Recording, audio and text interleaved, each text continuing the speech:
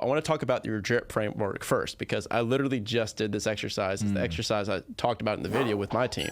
I said, okay, here is what lights me up, and then here's what makes me money. Here's my zone of genius. Here's what doesn't light me up. Can you explain to people that are unfamiliar, what is this framework that you talk about? Yeah, the framework, and I love that you bring out these people like the Bransons and the Oprahs and the John Clancy's in the book, or, you know, all these incredible artists, even Steve Jobs. Like, people assume, and some of them are, like, I mean, Elon Musk, if you had to look at his calendar, I'm sure is back to back to back to back to back. I don't think any of us want to be Musk, though. No. We're glad he exists, though. Yeah. No. I mean, and he even says it, right? On Rogan, he's like, nobody wants to be me, right? There's some demons there, but it allows him to channel, again, probably more on the darker energy, to create a future that we'll all appreciate, and I definitely appreciate it. However, my philosophy is, in retrospect, if I sat down with any of those people and I asked them to give me some thoughts on how they could have changed the beginning days, right? Because you even mentioned it, like in the early days, you have to do that. Yes, but do you have to do it for 7 years, or could you have done it in 18 months had you understood a different way of working? Because how they create today is not how they used to create.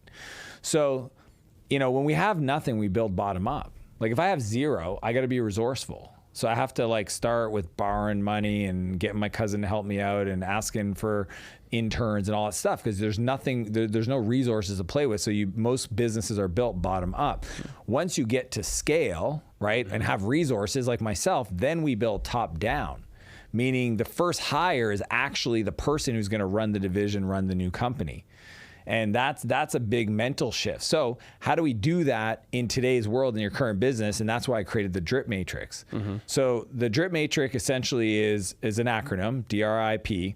And we start first with the bottom left quadrant, which is things that suck our energy, that don't make us a lot of money. And for most people, these are things that you should delegate. These are administrative tasks. These are things you should decide that you shouldn't be doing. They're distractions. They're things that you haven't made a decision around. For many of them, there's things you should defer into the future.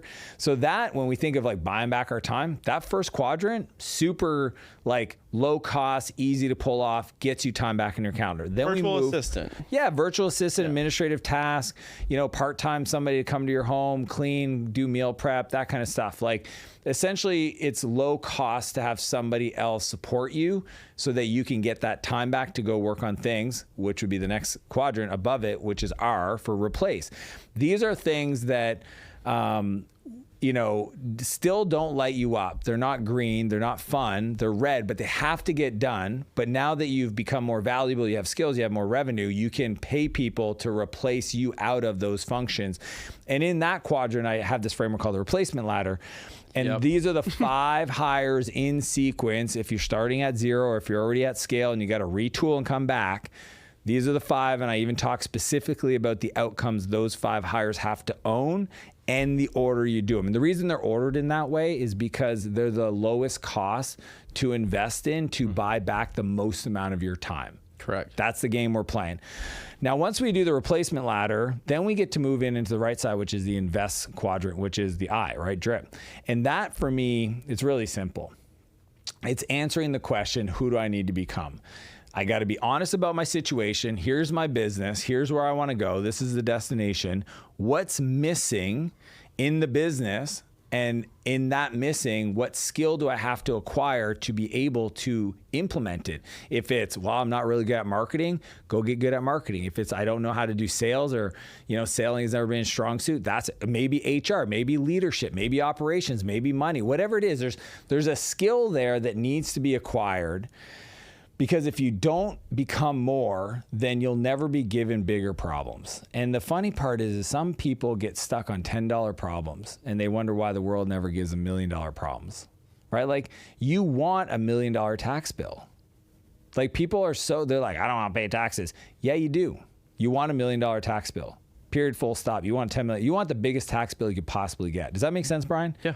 Like, some people have a belief around money so much that they don't want to pay taxes, so much that they do so many stupid things with their finances to avoid paying taxes that they're literally majoring in minor things around their money that will never create the space for them to evolve into work on bigger strategic leverage deals, because they're dinking around with dumb stuff like writing off their dog for their taxes. So we're going to leave that one there. But that's the invest skill of really asking yourself, what is the character traits I need to acquire? What are the discipline? What are the mindset beliefs that I have that are holding me back? Money mindset, people mindset. A lot of people, nobody else can do it as good as me. Yep. Guilty. Guess what? Yep. Well, you're right. You're like, literally, I believe you. And because of that, you will always be the only person that can do that thing. So you have one of two options. Either you work through that belief and get to a place where letting go doesn't give you anxiety and feel like pressure on your chest, or don't.